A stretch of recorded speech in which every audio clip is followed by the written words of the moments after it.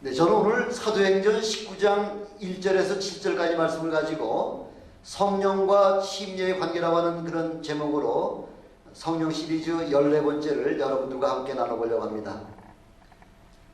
혹시 여러분들 가운데 죽으셨다가 살아나신 그런 경험이 있으십니까? 아마 죽었다가 살아나신 그런 경험이 있다면은 그 사건이 지금부터 5, 60년 전 사건이라고 하더라도 아마 어저께 일어난 사건같이 그렇게 아마 기억에 생생할 거라고 생각됩니다.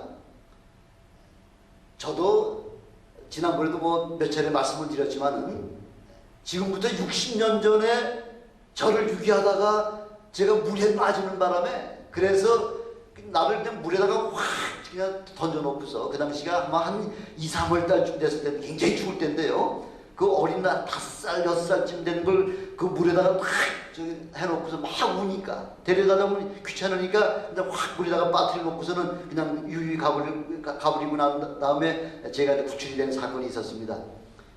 45년 전에는 올라운전에 참전했다가 박격포탄, 그 베트콩이 쏘는 박격포탄에 의해 가지고서 제 침대가 아주 완전히 두동강이 났다 그랬죠. 그런 위험한 그 상황 속에서 죽음의 목전에서 하나님께서 저를 살려주셨을 뿐만 아니라 저 까닭에 우리 대원들 30여 명의 목숨을 다 살려주신 그 사건이 45년 됐는데 지금도 눈에 생생하죠. 어저께 일어났던 사건 같죠. 그것뿐만 아니라 저만 제가 이렇게 구원받아서 사람을 살았던 그것도 참 대단한 거지만 또 저를 통해서 아파트 굽지에서 그냥 자살에 떨어져 죽으려고 하는 그 한 여인을 한 2, 3초 사이에 그 여인을 갖다 구출해 가지고서 살려준 사건도 지금도 그냥 38년 됐는데 눈에 환하죠. 이렇게 우리의 생명의 엄청난 그런 죽음에서 살아나는 그 경험을 체험하고 나면요 그 사건을 잊어버릴 수가 없다는 거죠.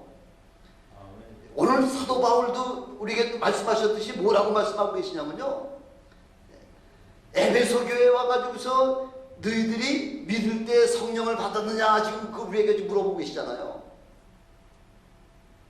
왜? 성령으로 말미암지 않냐고는 예배가 우리의 신앙이 이어져 나가기 어렵기 때문에 우리의 신앙이 가장 중요한 핵심 포인트는 너희가 믿을 때 성령을 받았느냐, 이것이 가장 우리의 신앙의 가장 중요한 덕목이라는 거죠.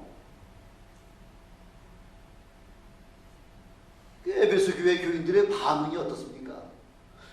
성령이요? 성령 우리는 그런 거 알지도 못합니다. 이렇게 에베소 교인들이 그렇게 사도 바울에게 답변하니까 사도 바울이 지금 뭐라고 얘기하냐면요, 그러면 너희가 침례를 받았느냐, 침례를 받았느냐, 어떤 침례를 받았느냐, 그 침례를 받은 거에 대해서 물어보니까 우리는 요한의 침례를 받았습니다. 이렇게 고백하는 거죠. 요한의 침례.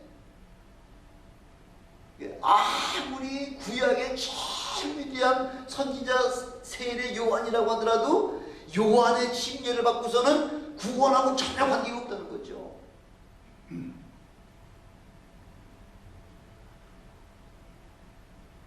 그래서 우리 제일 중요한 것은 어떻게 하든지 우리로 하여금 아직 성령을 체험하지 못했으면은 성령을 체험하기 위한 전 단계 과정이 바로 뭐냐면 침례가 아주 중요하다는 거죠. 우리가 성령 받는데 침례는 바로 전 단계라는 거죠. 그 침례를 받지 않냐고서는 성령 받기가 조금 어렵다는 거죠. 그래서 요한의 침례 받기 우리는 받은 사실이 없다 할 때에 사도 바울이 말씀을 증거하고 바로 구약에서 이야기하는 모든 예언의 말씀이 바로 예수 그리스도로 말미암아 이렇게 그분께서 메시아가 이 땅에 오셨을 뿐만 아니라 예수 그리스도로 말미암아 바로 그분이 우리의 죄의 문제를 대신해서 십자가에 죽으신 사건은 바로 침례의 사건이라는 거죠. 이렇게 우리는 육신의 구원만 가지고서도 그 감격이 엄청난데요, 우리를 영원한 불못에서 그 고통받아야 될 그 저 지옥불에 고통받아야 될 우리 영혼을 구원시켜 준 거에 대한 그 감격이 요즘 조금 부족한 것 같아요. 이게 우리 육신이 죽음에서 살아난 것보다도 훨씬 더 그 감격이 커야 되는데도 불구하고 영혼 구원에 대해서는 별로 그렇게 큰 관심이 없고요. 아니 조금 뭐 웬만한 적당하게 이렇게 그 예수를 믿으려고 하는 그런 믿음들이 너무나 많다는 거죠. 그 구원의 감격을 도무지 외적으로 우리가 바라볼 수가 없다는 거죠.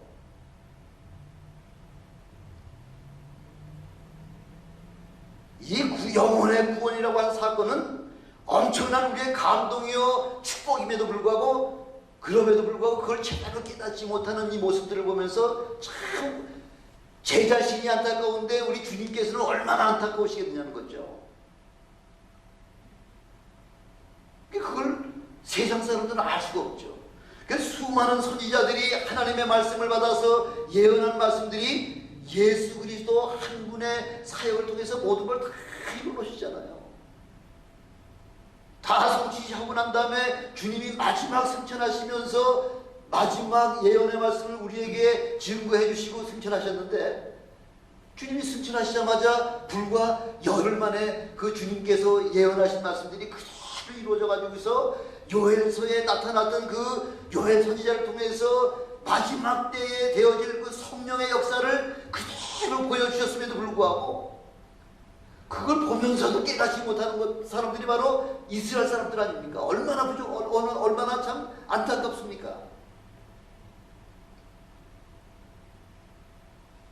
그 모든 예수님의 그 모든 예언의 말씀은 다 이루어지고 지금 한 가지만 남아 있잖아요. 속히 오시겠다고 하는 그 약속의 말씀 그 한마디만 남겨놓고 있는데 지금 예수님의 그 모든 약속의 말씀이 세상 돌아가는 모든 그 일들이 지금 마지막 그 초점을 향해서 지금 착착 이렇게 아주 그 모여지는 모습들을 바라보면서 우리 하나님의 우리 예수 그리스도의 말씀은 모든 말씀이 다 성취되고 1.1핵도 오류가 없다는 것, 하나도 잘못되고 하나도 엉터리 말씀이 한마디도 없다고 하는 사실을 우리는 지금 모든 세상 돌아가는 그 모습들을 바라보면서 예언의 말씀과 너무나 일치하기 때문에 깜짝깜짝 놀랄 수밖에 없는 거죠. 우리 믿음의 사람들, 여러분이나 저는 믿음의 사람들은 세상 돌아가는 것을 보면서도 지금 벌써 우리 주님께서 말씀하시던 바로 마지막 때 중에 마지막이다. 아주 세상 종말지주제 아주 종말이라고 이렇게 우리 것이 눈으로 다 보이잖아요. 귀로 다 들리고 손으로 다 만지킴 받을 정도다 이렇게 아주 확실하죠.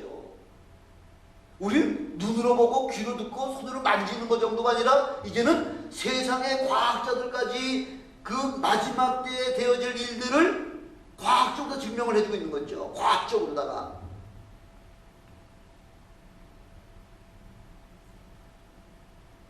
그러면서도 하나님의 말씀이 깨달을 수가 없다고 하는 것은 이게 참 하나님의 신비라는 거죠. 어떤 사람들에게는 밝히 보이는 뿐만 아니라 어떤 사람들에게는 전혀 한치 앞을 볼 수 없을 만큼 그 영적 흑암 속에 살아가고 있다는 거죠.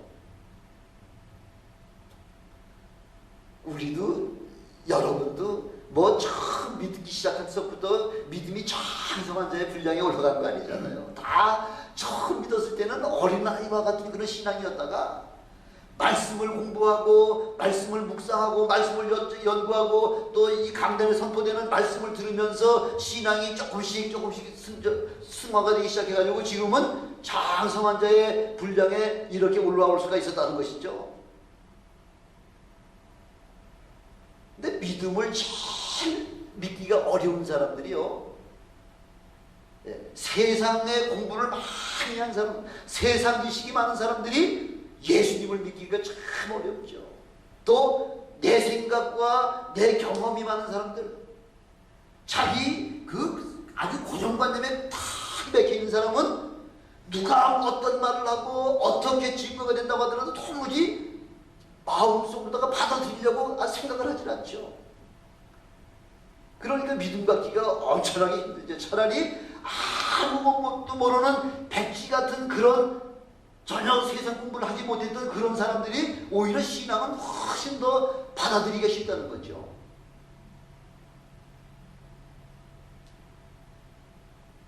가장 귀중한 믿음이라고 하는 것은 어떤 믿음이냐면 뭐 능력이 많고 많이 아는 것도 물론 굉장히 중요하지만은 먼저 마음이 순수하고요. 그 하나님의 말씀에 100% 그게 하나님의 말씀이라고 그렇게 믿고 순종하는 사람이야말로 제일 최고의 신앙인이라고 하는 것이죠. 그런 순종할 수 있는 마음은 바로 우리 하나님이 주셨다는 거죠. 순종의 제일 대표적인 사람이 누구예요? 순종하면 대표적인 사람, 구약의 이삭 같은 사람이죠.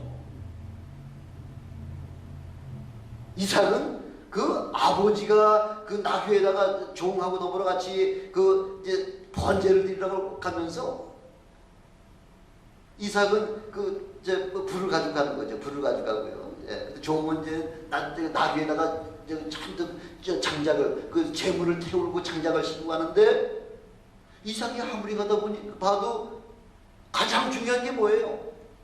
재물이잖아요. 재물. 근데 아무리 봐도 재물이 없어. 그동안 아버지 아브라함과 하나님 앞에 제사 드릴 때는 반드시 양이나 소를 잡아가지고 하나님 앞에 번제로다가 번제를 드렸는데 이번에는 나무하고 그 불을 있는데 정작 재물이 없다는 거죠. 야, 아버지 재물은 어디 있습니까? 그래, 재물은 하나님께서 이미 예비해 놓으셨을 거다. 이삭이 그걸 몰랐을까요? 알죠. 이삭의 생각에는 내 아버지의 하나님께서 내 아버지에게 분부하신 그 제사를 드리라고 할 때는 반드시 우리 아버지는 뭐 100% 하나님 앞에 순종하시는 분인데 하나님께서 재물을 준비하실 것이라고 하는 사실은 결국은 재물이 누구라고 하는 사실은 자기 자신이라고 하는 사실을 이삭은 너무나 분명히 알았다는 거죠. 어디서 우리 찾아볼 수 있냐면요, 이제 모리아산까지 다 도착해가지고서 저구에 가면 거기서 번제를 드려야 될 텐데요. 이 밑에 가서 나귀하고 종하고는 거기 그 자리에 머물러 두게 하고요. 나와 이삭은 가서 하나님 앞에 제사 드리고 다시 내려오리라 이렇게 그 얘기를 했잖아요.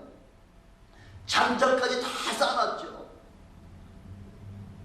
그리고서 아브라함이 아들을 그 줄에다가 묶어요. 묶을 때 이삭은 얼마든지 반항할 수 있죠. 아버지 이게 무슨 짓입니까? 하고서 반항할 수 있지만은 이삭은 아버지가 그 묶는 거에 대해서 한마디 그 원망이나 불평하지 않았다는 거죠. 아버지가 하시는 대로 그대로 순종했다는 거죠. 그 칼로 내려치는 순간까지도 아버지에게 대하여 한마디 원망 안 했다는 거죠. 그것을 보면은 이삭같이 아버지의 그 명령에 100% 순종한, 내가 너를 잡아서 하나님 앞에 제물로 드려야 되겠다 할 때에 이삭은 아무런 원망 불평 없이 그대로 아버지의 하시는 모든 일에 그대로 순종했다는 거죠. 아브라함 믿음도 대단한 믿음이라고 하지만은 어떤 목사님은 뭐 그런 얘기 했다는데요. 이삭은 평생에 아무것도 한 게 없다. 예, 아무것도 한 게 없는 게 아니라 이삭보다 더 위대한 그런 믿음의 순종한 사람은 찾아볼 수 없을 만큼 이렇게 엄청난 일을 한 거죠. 어마어마한 일을 한 거죠. 얼마나 그 이삭의 순종에 감격을 하셨으면 우리 하나님께서 너야말로 이제 너를 위해서 내가 대신 내 아들을 대신 죽여줄게 하고서 이삭에게 맹세하셨잖아요. 하나님이. 아니 얼마나 그 믿음이 얼마나 위대했으면 하나님이 감격하시고 그 이삭에게 너에게 내가 너를 위해서 내 아들 대신 죽여줄게 하고 한 정도로다가 이렇게 맹세하셨다는 거예요. 맹세. 그래서 성경에 보니까 하나님은 아브라함과 뭐 하셨다 그랬죠? 언약하시고 이삭과 맹세하시고 야곱에게 뭐 하셨다는 거예요? 야곱과는 율례를 내가 외삼촌 집에 갔다가 무사하게 아버지 집으로 돌아오게 되면은 내가 하나님 앞에 10의 1조를 드리겠습니다 한 그 하나님과 약속한 그 율례를 하나님께서 그걸 인정해 주셨다는 거죠. 제일 위대한 믿음이 누구예요? 누가 하나님이 맹세까지 하셨어요? 이삭이에요. 이삭. 이삭은 멍청한 사람 아니에요. 바보 아니에요. 힘이 없는 연약한 자 아니에요. 얼마든지 아버지를 태어나고서 아버지한테 할 얘기 다 할 수 있는 그런 사람임에도 불구하고 아버지가 지시하셨을 때 아무런 불평하지 않고 그대로 묶임을 받고 칼로 내려치는 순간까지도 아무 소리 안 했다는 거죠.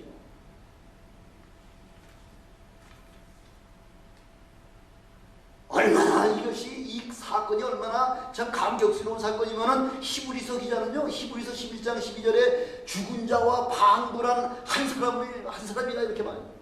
죽은 자와 방불한 사람이라는 거죠. 아브라함만 그런 거 아니에요. 이삭도 죽은 자와 방불한 그 한 사람을 통해서 세상에 바닷가에 모래알 같고 하늘에 그 별과 같이 그렇게 많은 그런 믿음의 사람들을 만들어내신 일에 그 이삭은 엄청난 일을 감당을 했다는 것이죠. 이렇게 한 생명 한 생명이 참 중요하다는 거죠. 저도 여러분 한 사람들을 통해서 수많은 영혼들이 구원의 반열에 참여하기를 주님의 이름으로 축원합니다. 이거보다 더 중요한 것이 없죠. 우리의 신앙의 가장 중요한, 우리가 하나님 앞에 믿음을 바로 세우기 위해서는 가장 중요한 것이 먼저는 뭐라 그랬죠? 성령 충만하게 만드는 거예요. 성령을 아직 받지 못했습니까? 성령의 전단지가 뭐라고요? 신뢰를 받아야 된다는 거죠. 우리의 신앙의 그 출발점은 바로 침례예요. 침례는 뭐부터 시작되는 거예요? 침례는 뭐부터 시작되는 거예요?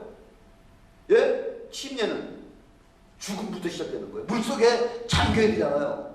예수 그리스도가 십자가에 죽으셨듯이 나도 나의 모든 과거의 죄 때문에 물속에 장사 지내고, 침례의 제일 첫 번째는 바로 내가 죽는 것부터 시작되는 거예요.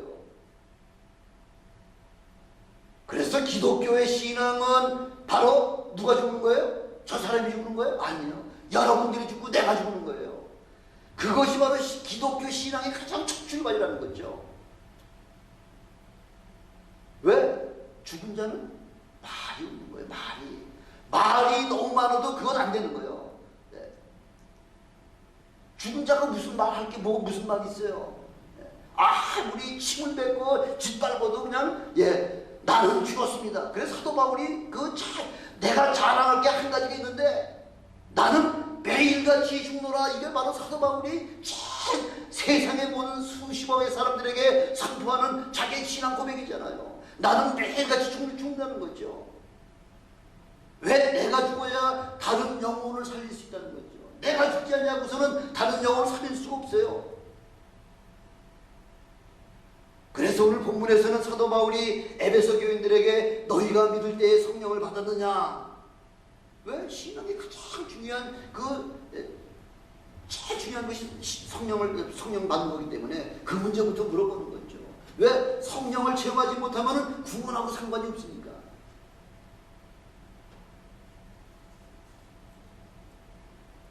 그 두 번째, 우리는 성령이 있음도 알지 못한다고 이야기할 두 번째 질문이 바로 그럼 너희가 무슨 침례를 받았냐는 거예요. 무슨 세례를 받았냐는 거죠. 우리가 성령을 받는 가장 전 단계가 침례를 받는 거예요. 침례.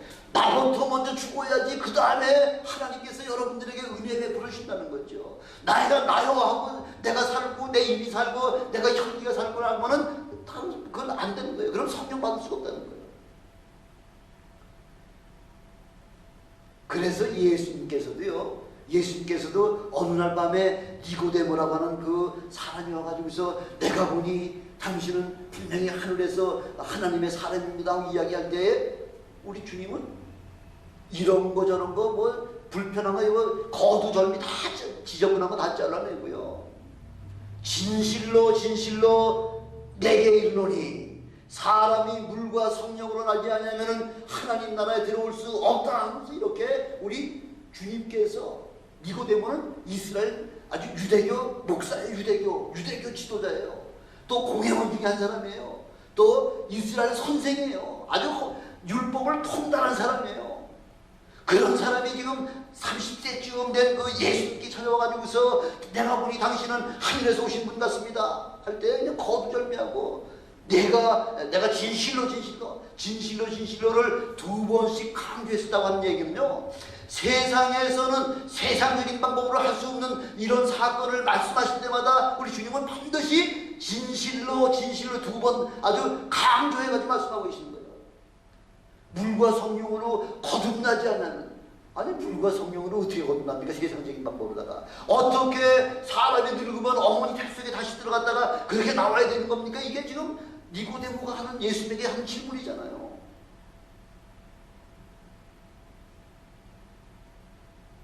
우리 주님은 너 이렇게 해야 돼, 저렇게 해야 돼, 뭐 구구하게 말씀하지 않았어. 아주 한마디로 딱 한마디로다가 너는 물과 성령으로 거듭나지 않냐면은 아버지께 올 수가 없다. 아주 한마디로 아주 단도직입적으로 말씀하신 거죠.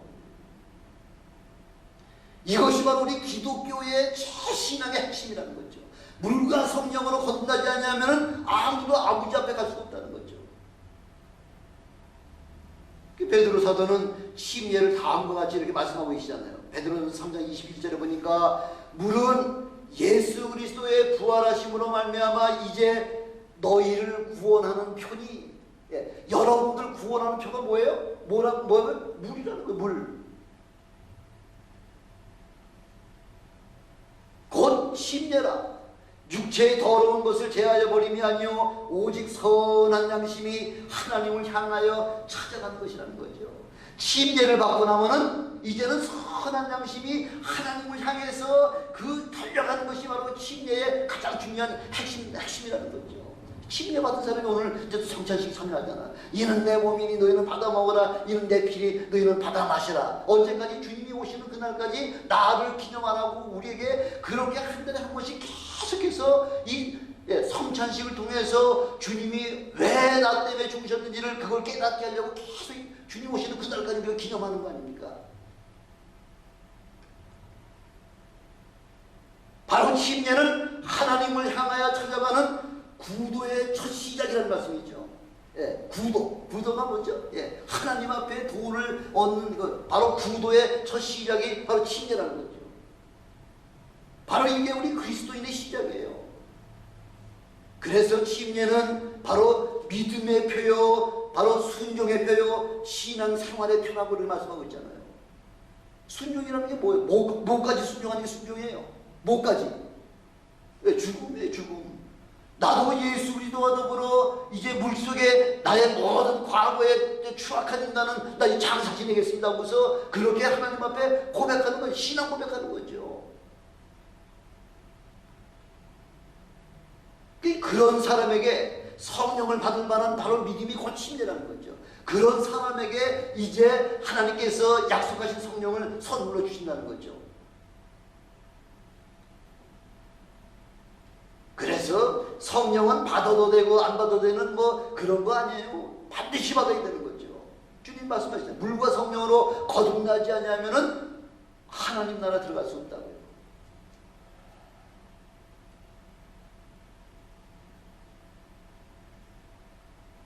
성령을 받아야 비로소 구원이 확증되는 것입니다. 심리의 진정한 목적은 예수 그리스도의 죽으심과 같이 나도 물속에 장사되고 예수 그리스도의 부활하심과 같이 나도 부활에 참여한다고 하는 예수 그리스도와 연합하는 거예요. 하나가 되는 거예요. 예수님과 더불어 하나가 되지, 하나가 똑같은 예수님과 더불어 우리는 예수님의 제자잖아요. 예수님과 같은 그런 제자의 삶을 살아야 되고, 예수님은 바로 우리의 형님이 되시기 때문에 우리 한 가족같이 그런 관계까지 돼야지만 바로 우리가 구원을 받을 수 있다는 것이죠. 만약 예수님과 연합이 되지 못하면은 성령 받을 수가 없다는 것이죠. 그래서 요한복음 14장 16절에서 18절까지 보니까 내가 아버지께 구하겠으니 그가 또 다른 보혜사를 너에게 주사 영원토록 너희와 함께 있게 하시리니 저는 진리의 영이다. 내가 너희를 고아와 같이 버려두지 아니하고 너희에게 오리라. 참, 이 고아라는 게 얼마나 외롭고 힘듭니까? 그래서 성경에서, 구약 성경에서 특별히 말씀하시는 것이 고아와 과부를 불쌍히 여기라는 거죠. 고아와 과부를 아주 불쌍히 여기는 아주 방법까지 하나님께서 구체적으로다가 뭐든 출수할 때 다 출수하지 말고 저 한동 못하기는 또 따놓고 우에 있는 거 저기 또 뭐 그 따기 어려운 거는 따기 어려운 거는 너 여러분들이 따고 따기 쉬운 거는 이렇게 해놓으라, 나는 이렇게 모아놓으라는 거죠. 또 하다가 또 이삭이 땅에 떨어지면 죽지 말라는 거죠. 그리고 우리의 10의 1조를 띄워가지고서 가난한 그 불쌍한 과부와 고아를 위해서 돕는 일에 쓰라 하고서 우리에게 그렇게 말씀하고 있잖아요. 고아라는 게 이렇게 어려운 거예요. 근데 신앙생활 하면서 우리가 성령이 우리와 함께 하지 않을 것 같으면 우리 신앙의 메뚜기가 되는 거죠. 신앙의 고아가 되는 거죠. 신앙의 고아가 되면은 힘들면 넘어지게 되는 거죠. 예, 넘어지면은 떡 본 김에 제사 지낸다는 말도 있듯이, 예, 그렇게 되면은 죄악에 물들기가 쉽다는 거죠. 그래서 우리는 항상 성령님께서 우리와 함께 동행하시는 삶을 사시기는 여러분들이 되시고 주님의 이름으로 축원합니다. 그래서 성령님이 여러분들과 함께 하실 때에 엄청난 역사가 나타나죠. 2주 전 토요일 날 제가 잘 아는 가정에서 저를 자기 딸이 지금 12살쯤 됐는데 12살 됐는데 침례를 받는데 좀 와서 참여 좀 하고 또 침례 끝나고 나면은 또 식당에 가서 또 식사를 또 해야 되는데 좀 오라 그래가지고서 이제 제가 또 토요일 날은 좀 바빠가지고서 가지 못했는데 12살 된 딸아이를 이제 신앙의 첫걸음을 이제 시켜주기 위해서 그 침례 받는 일에 사람들을 아주 청첩장같이 청첩장을 다 보냈어요. 청첩장을 보내가지고서 사람들을 많이 와가지고 오게 해서 그 딸이 침례 받는 것을 함께 같이 축복해주게 하시고요. 그리고 침례식이 다 끝나고 난 다음에 아주 좋은 식당에 데려가지고서 그 수많은 사람 식사를 다 해주려고 하는 거죠. 아마 골프 치던 사람들이 골프 홀인원 하나 했다면 지난번에 지금 말씀 잠깐 들어봤더니 돈이 얼마가 들어가고 1,000만 원이 들어가고 20만 원이 들어간다는 얘기를 들었는데요. 예. 그런데 돈 쓰는 것이 아니라 자기 자녀들이 침례받는 것, 하나님 앞에 이제는 믿음으로 살겠습니다라는 그 헌신하는 그 사역에 아이를 위해서 그렇게 아이의 앞날의 신앙을 위해서 이렇게 부모들이 희생해주는 그런 부모들이 되실 주님의 이름으로 축원합니다. 그때부터 그 아이는 나도 이제부터는 예수님과 함께 어떻게 했다는 거예요? 죽을 각오가 되어 있다는 거죠. 그것뿐만 아니라 예수님의 부활과 더불어 함께 참여하겠습니다 하는 그 믿음의 약속이 바로 침례잖아요. 이런 믿음의 고백이 여러분들에게 항상 있으시길 주님의 이름으로 축원합니다. 침례야 평생에 한 번밖에 안 받는 것이지만은 그러나 우리는 날마다 그런 심정 가지고서 사실 때에 승리하는 그런 믿음의 삶이 사수 있는 여러분 되시길 다시 한번 축원합니다. 그래서 요한복음 16장 10절에 보니까 내가 실상을 말하노니 내가 이제야말로 그동안은 비우다가 우리 주님께서 말씀하셨지만은 이제 내가 진짜 아주 오픈해가지고 내가 내 속에 있는 거 다 너희에게 이야기하노니 내가 떠나가는 것이 너희에게는 절대적으로 유익이라. 내가 떠나가지 아니하면 보혜사가 너희에게로 오시지 아니할 것이요 가면 내가 그를 너희에게로 보내리라. 우리 주님이 떠나가시는 것이 우리에게는 100배 1000배 우리에게는 아주 놀라운 그 축복의 사건이죠. 성령에 충만해야 삶의 열정과 감동을 더해준다는 거죠.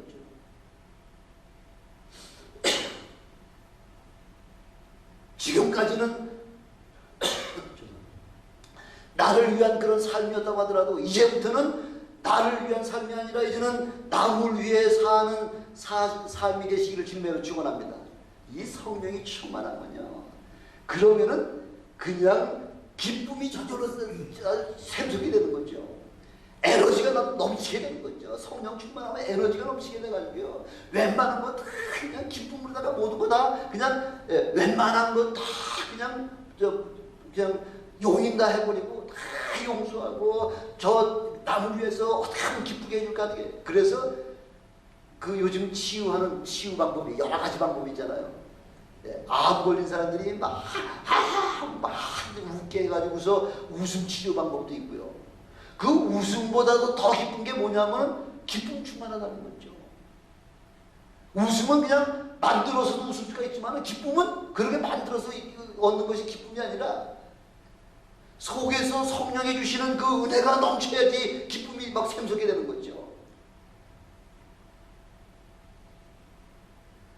세례 요한은 회개의 침례를 갖다 베풀었지만은 성령이 임하신 적이 없죠. 구약의 가장 위대한 선지자가 누구예요? 세례 요한이잖아요. 세례 요한은 마지막 선지자죠. 얼마나 그분이 위대한 선지자였으면 예수님께서 여자가 남자 중에 전부 다 큰 자가 없을 만큼 그렇게 이 세상에 그렇게 제일 위대한 선지자를 세례 요한을 꼽았는데, 그러나 천국에 가면은 지극히 작은 자라도, 지극히 작은 저 같은 사람이라고 하더라도 세례 요한보다는 크다 하고서 그렇게 지금 우리 주님께서 말씀하고 계시잖아요. 왜? 성령 체험한 사람하고 성령 체험하지 못한 사람하고는 하늘과 땅 차이라는 거죠.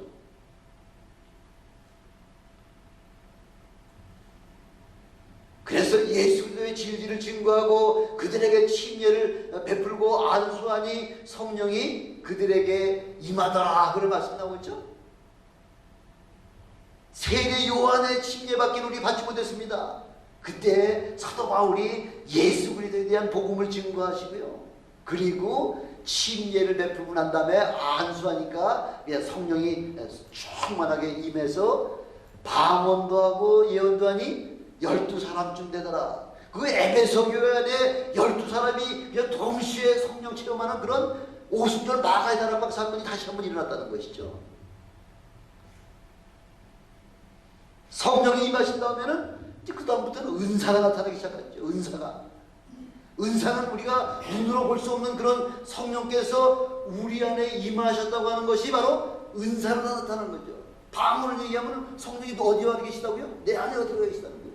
예언을 말하고, 또 그 지혜의 은사, 지식의 은사, 이 9가지 은사들이 우리가 알게 모르게 깨닫게 되면은 성령이 내게 임하셨다고 하는 사실을 우리가 분명히 알게 되는 거죠. 눈으로 보게 되고 손으로 만지핑바가 될 정도다, 그렇게 아주 확실하게 깨달을 수 있다는 거죠. 그때부터는 하나님의 말씀이 귀에 속속 들어오도록 돼 있죠. 그전 같으면 무슨 소리 하는지 도무지 깨달을 수 없던 말씀이 성령을 체험하고 나면요, 성령께서 내가 한 모든 말을 깨닫게 해주시고 기억나게 해주시겠다고 주님께서 말씀하고 계시잖아요. 성령 주신 것은 그냥 자랑하려고 주시는 거 아니에요. 우리로 하여금 더 유익한 신앙생활을 하게 하고, 우리 성령을 통해서 우리에게 능력을 주셔서 그 능력을 사용해서 많은 영혼들을 주님 앞으로 인도하게 하기 위해서 우리에게 성령을 그냥 거저주시는 거죠. 다른 데 쓰시라고 하는 것이 아니라 영혼들 구원하는 데 쓰시라고 우리 성령을 여러분들에게 주신다는 거죠. 근데 그런 능력을 듣기 싫다고, 방언이 따다다다다라는 말 듣기 싫다고 그걸 제한하는, 그거 막 교회에서 하지 마, 교회에서 하는 거 아니야. 그래서 어떤 교회에서는 교회에서 그 방언 못하게 하잖아요. 새벽 기도가 됐든지 철야 기도가 됐든지 교회에서 하지 마, 하려면 너희 집에 가서 해 하고서 그 방언 같은 거 못하게 하는 그런 교회도 있거든요. 그러면 큰일이죠. 성령 회방죄이죠. 성령의 은사는 하나님께서 사용하고 마음대로 쓰라고 우리 하나님이 주셨는데, 그걸 갖다가 그걸 제지하거나 할 것 같으면 그거는 성령 회방죄에 해당되는 거죠. 어떤 분들은 엄청난 은사를 갖다 받았는데 그걸 감당하지 못해가지고서 하나님 제발 내게 주신 이 은사 걷어가 주시옵소서 해가지고서 걷어간 사람들도 제가 몇 사람을 봤습니다.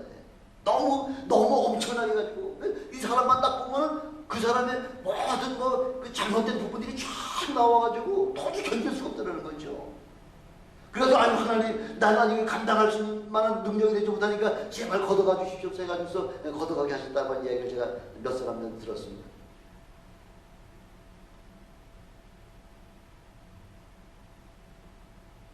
은사는 우리에게 사용하라고 주시는 거예요. 만약 사용하지 않으시면은 그건 하나님께서 도로 가져가신다는 거죠. 은사를 받으셨습니까? 끊임없이 계속해서 그 은사를 사용할 때에 여러분들이 그 은사, 필요한 사람에 따라서 필요한 은사를 주신다고 말씀하고 있거든요. 예, 그 은사를 주시면 만약 지혜의 은사든지 지식의 은사든지 믿음의 은사든지 병 고치는 은사든지 능력 행하는 은사든지 아니면은 예언을 말하는 은사든지 영들 분별하는 은사든지 아니면 방언을 말하는지 아니면 방언 통변하는 은사든지 어떤 은사든지 보기만 기도만 하기만 하면 그 사람 뒤에 그 잘못된 부분들이 쫙 나오면 그게 뭐예요? 영들 분별하는 은사잖아요. 귀신이 자꾸 꼬시는 거죠. 죄를 짓도록. 그럼 가서 은밀하게 그 사람만 불러다가 여러 사람이 있는데 하는 게 아니고 은밀하게 불러다가 지금 하나님께서 내게 이렇게 보여주셨는데 이런 사실이 있습니까? 하고 물어보면 본인이 제일 잘 알죠. 어떤 사건이 일어난 거는 본인보다 더 잘 아는 사람이 없잖아요. 하나님이 그거를 여러분들 은사를 통해 보여주실 때는 가서 은밀하게 불러다가 그걸 고쳐서 하나님 앞에 바로 쓰임받도록 하는 것이 바로 그 은사 받은 사람의 사명이라는 거죠. 계속해서 순종하면서 그 은사를 사용하시는 여러분 되시기를 주님의 이름으로 축원합니다. 하는 뭐 가능한 한 주여 내게 9가지 은사 다 주시옵소서. 때가 지금 너무 임박하오니 9가지 은사 다 주셔서 어떤 사람에게는 지혜 은사, 어떤 사람이 지식 은사, 뭐 이런 거 필요한 사람에 따라서 은사를 사용할 수 있도록 내게 은사 주시옵소서. 끊임없이 구하라는 거죠. 구하는 자에게 주신다는 거죠. 부르짖으라는 거죠. 내게 응답하겠고 내가 알지 못하는 큰 비밀한 것까지 덤으로 우리 하나님이 여러분들에게 주시겠다고 지금 문어 열어놓고 계시는데도 불구하고 에이 그 뭐 나 같은 게 그러지 마세요. 나 같은 건 없습니다. 하나님 앞에 전심으로 간구하시는 여러분 되시길 바랍니다. 그래야 성령께서 거룩한 길로 우리를 점점 더 인도하신다는 거죠. 성령의 인도함을 받지 못하면은 어떤 사람이 된다고 했죠? 고아 같은 사람이 된다는 거죠. 그 고아는 항상 불안하고 초조해서 두 마음을 갖게 돼. 두 마음을. 혹시 이러면 내가 또 이렇게 되지 않을까 하고서 두 마음을 갖게 되면 의심을 갖게 된다는 거죠. 야고보서 1장 6절에 7절 보니까 의심하는 자는 마치 바람에 밀려 요동하는 바다 물결 같으니 이런 사람은 무엇이든지 주께 얻기를 생각하지도 말라는 거예요. 아예 주시지 않겠다는 거죠. 의심하는 사람은 우리 하나님이 제일 싫어하시는 게 의심이에요. 의심하는 자는 아무것도 안 주시겠다는 거예요. 설마 나 같은 거에게 여러분들에게 얼마든지 주신다는 겁니다. 박영준 진짜 그걸 믿으시죠? 나도 주님이 고쳐주신다. 예, 그 확실한 믿음과 의심하지 아니하고 그렇게 주님 앞에 바라보고 기도하면은 우리 하나님께서 눈의 문제, 오른 팔다리의 문제 다 주님이 해결해 주시는 그 은혜를 체험하시길 주님의 이름으로 축원합니다. 그것뿐만 아니라 우리 주님께서는 우리 성령 충만하면 매사에 적극적이 되는 거죠. 뒤에서 아이 나 같으면 모릅니다. 나는 못합니다가 아니라 매사에 앞장서서 나가서 모든 걸 인도해 나갈 수 있는 그런 능력의 사람들이 되시길 주님의 이름으로 축원합니다. 그렇게 되면요 매사에 감사가 넘치게 되고요, 지혜가 넘치게 되고요, 하나님의 은혜가 넘치게 되고요. 이 땅에 너무 연연하지 마십시오. 잠시 후면은 이 어마어마한 우리 하나님의 지혜로 만들어 놓으신 이 우주 만물이 다 뭐같이 된다고요? 종이축이 종이를 갖다 불에 탁 하면은 탁 말리듯이 이렇게 하늘과 땅은 그렇게 종이축 말리듯이 없어진다고 우리 성경에 분명히 말씀 약속해 주고 계시잖아요. 그날이 얼마 안 남았다는 거죠. 아무리 태양이 엄청나게 아주 강한 빛을 갖다 보인다고 하더라도요, 요거 종이 한쪽만 딱 가릴 것 같으면 태양이 아무리 강력한 태양이라도 그늘지게 만들잖아요. 태양이 뚫고 오지 못하잖아요. 그래서 사소한 것 하나만 가지고서도 사소한 것 가지고서 여러분들의 영혼에 그늘지게 하지 말라는 거죠. 작은 거 하나 때문에 큰 거를 망칠 수가 있기 때문에, 그래서 여러분들의 영혼에 그늘지게 하지 말고 그냥 열심히 성령의 은혜를 쫓아가지고서 주님의 일의 사역을 감당하시길 바랍니다. 그래서 10년을 우리가 한 번 받았지만 우리는 주님 오시는 그날까지 그 영향력은 날마다 어떻게 한다고요? 나요? 나요예요? 나 여기 있습니다요? 뭐예요? 내가 날마다 주님 앞에 죽는, 주님 앞에 죽을 때에 하나님께서 여러분들을 더 크고 더 위대하고 더 강하게 사용하시는 하나님이심을 믿으시기를 주님의 이름으로 축원합니다. 기도하시겠습니다. 전능하신 아버지 하나님 감사합니다.